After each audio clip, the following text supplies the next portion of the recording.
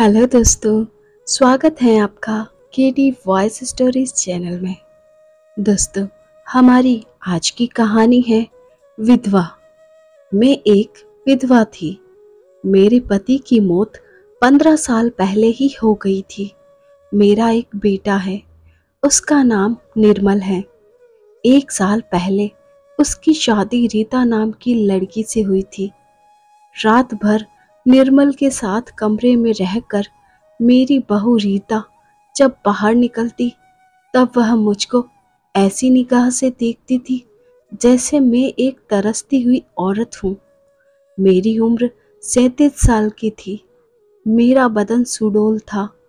कभी कभी मेरे दिल में भी एक कसक सी उठती थी कि किसी मर्द की मजबूत बाहें मुझे जकड़ ले, जिससे मेरे बदन का अंग अंग चटक जाए। इसी वजह से मैं अपनी बहू रीता से जलती भी थी। पिछले कुछ दिनों से गांव के जमींदार का बिगड़ेल बेटा लोकेश मेरे पीछे पड़ा हुआ था। जब मैं खेत पर जाती तब मुंडेर पर बैठकर वह मुझे देखता रहता था।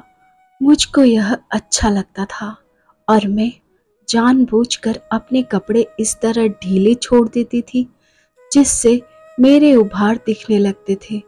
लेकिन गांव और समाज की लाज के चलते मैं उसे अनदेखा करती थी। लोकेश को दीवाना करने के लिए इतना ही काफी था। मैं जानती थी लोकेश मेरे साथ क्रिकेट खेलना चाहता है। मन मेरा भी होता था, लेकिन समाज के डर से मैं अपनी इच्छा दबा कर रख देती। एक दिन शाम का समय था। हल्की बारिश शुरू हो गई थी। मैं सोच रही थी कि जमींदार के खेत की बुआई पूरी करके ही मैं घर जाऊं। मुझे लोकेश का इंतजार तो था ही। लोकेश भी ऐसे ही मौके के इंतजार में था। उसने पीछे से आकर मुझको जकड़ लिया।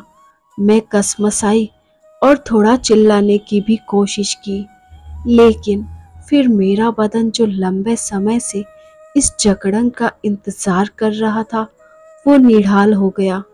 लोकेश के छुअन से मैं मदहोश होने लगी। वह मुझको अपनी बाहों में भरकर मेरे साथ क्रिकेट खेलने लगा और खूब चौके छक्के लगाए। थकने के बाद फिर जब वह शांत होकर मुझसे अलग हुआ तब मुझको लोक लाज की चिंता हुई। मैंने जैसे तैसे अपने को समेटा और जोर जोर से रोते हुए सरपंच के घर पहुंच गई और आप बीती सुनाने लगी। लेकिन लोकेश की दबंगाई के आगे कोई मुंह नहीं खोल रहा था। इधर जब मेरे घर तक पहुंची बात तो मेरा बेटा निर्मल और बहू रीता भी सरपंच के यहाँ पहुंच गए। मैं रो रही थी, लेकिन रीता से आंखें मिलाते ही एक कुटिल मुस्कान मेरे चेहरे पर फैल गई। गांव में चौपाल बैठ गई थी। सरपंच और 3 पंच इकट्ठा हो गए थे। एक तरफ मैं खड़ी थी तो दूसरी तरफ लोकेश था। गांव के और भी लोग वहां मौजूद थे। गांव के एक बुजुर्ग ने बात को आगे बढ़ाते हुए कहा, जो हुआ सो हुआ। अब ममता जो बोलेगी वही सबको मंजूर होगा। तभी लोकेश के भाई श्रवण ने कहा, हाँ ममता बोल, कितना पैसा लेगी? बात को यही खत्म कर देते हैं। पैसे की बात सुनते ही बहू रीता खुश हो गई कि सास 1-2 लाख रुपए मांग ले तो घर की गरीबी दूर हो जाए। लेकिन मैं बिना कुछ बोले रोती ही जा रही थी।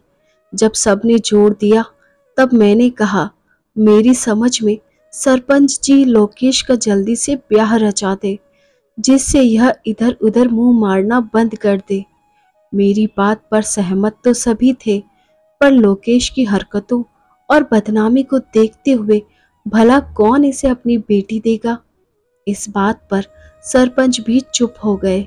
लोकेश अब 40 साल के आसपास हो चला था, इसलिए चाहता था कि घरवाली मिल जाए तो जिंदगी सुकून से कट जाए। महेश ने कहा, ममता तुम्हारी बात सही है, लेकिन इसे कौन देगा अपनी बेटी? कांटा फंसता जा रहा था और चौपाल किसी नतीजे पर नहीं पहुंच रही थी। इसका सीधा मतलब होता कि लोकेश को या तो गांव से निकाले जाने की सजा होती या उसके खिलाफ पुलिस में रिपोर्ट दर्ज होती। मामले की गंभीरता को देखते हुए अब लोकेश ने ही कहा, मैं यह मानता हूँ कि मुझसे गलती हुई है और मैं शर्मिंदा भी हूँ। अगर ममता चाहे तो मैं उससे ब्याह रचाने को तैयार हूँ। मुझको तो मन मांगी मुराद मिल गई थी। लेकिन तभी बहू रीता ने कहा, सरपंच जी, यह कैसे हो सकता है? आपके बेटे की सजा मेरी सासू माँ क्यों भोगते? आप तो बस पैसा ले देकर मामले को सुलझाएं। तब श्रवण ने कहा, हम ममता की बात सुनकर ही अपनी बात कहेंगे। मैंने कहा, गांव की बात गांव में ही रहे, इसलिए मैं दिल से तो नहीं, लेकिन गांव की खातिर लोकेश का हाथ थामने को तैयार हूँ। सरपंच और चौपाल ने चैन की सांस ली। मेरी बहू रीता अपना सिर पकड़कर वहीं बैठ गई। वही बेटा निर्मल खुश था, क्योंकि उसकी माँ को सहारा मिल गया था। अब माँ का अकेलापन दूर हो जाएगा। थोड़े दिनों के बाद ही हम दोनों की चुपचाप शादी करा दी गई। पहली रात में लोकेश के सीने से लगते हुए कह रही थी, विधवा होते ही औरत को अधूरी बना दिया जाता है। वह घुट घुट कर जीने को मजबूर होती है। अरे, अरमान तो उसके भी होते हैं। और फिर मेरी बहू रीता, उसकी निगाहों ने हमेशा मेरी बेइज्जती की है। उसके लिए मेरी जलन ने ही हम दोनों को एक करने का काम किया है। खुशी में सराबोर लोकेश की मजबूत होती पकड़ मुझको जीने का संबल दे रही थी और हम दोनों एक दूसरे से लिपट गए। जो मस्त वाला क्रिकेट हमने खेत में खेला था, वही हम अब खेलने लगे। पर अब हम दोनों को चिंता नहीं थी, क्योंकि मैं लोकेश की पत्नी जो थी। तो दोस्तों, यह कहानी यहीं पर खत्म होती है। आपको यह कहानी अच्छी लगी है तो इसे अपने दोस्तों के साथ ज़रूर शेयर करें और हमें सब्सक्राइब ज़रूर करें और साथ में बेल आइकन को प्रेस करना ना भूलें, ताकि न्यू स्टोरीज का नोटिफिकेशन सबसे पहले आपको मिल सके। Thanks for watching.